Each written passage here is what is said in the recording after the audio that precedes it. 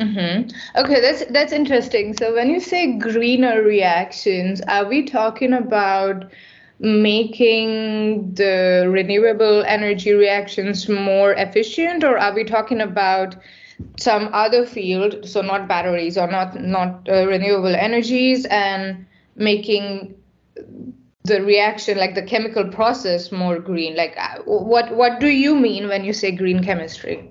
Yeah, so it's a very broad theme. So it depends on what exactly you do. Like in my PhD, I worked mostly on reactions that are important for the pharmaceutical industry.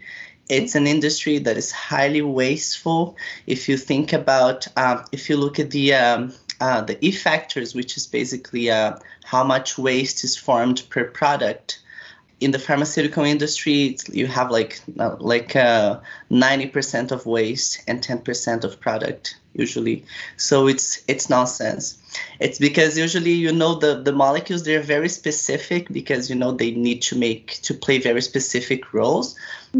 So putting them together is not that easy. So usually you need many steps, and each step has a small yield. So you go decreasing the yield. So you produce a high amount of waste. You have to purify the product all the time. So it's highly wasteful. So this is why in my PhD we approached pharmaceutical industry.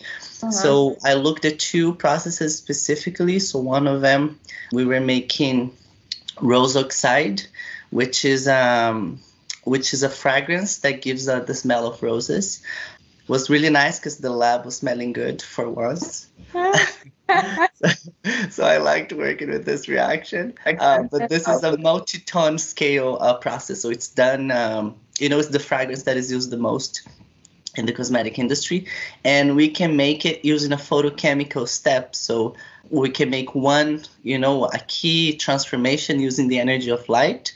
So this is in the scope of green chem because we're using light, which is abundant, and doesn't and inherently like safer than, let's say, heating reactor or things like this.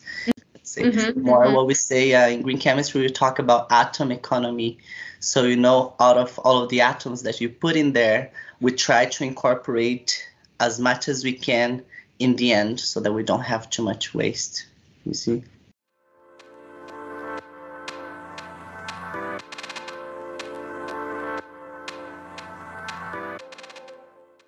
We hope you enjoyed this snippet. Check out the full episode by following the link in the show notes. A lot of work goes into creating every episode of Under the Microscope. We meticulously look for the best materials and nanoscientists from around the world to feature on Under the Microscope. So do leave us a review and share your favorite episodes with your favorite people. Thank you very much.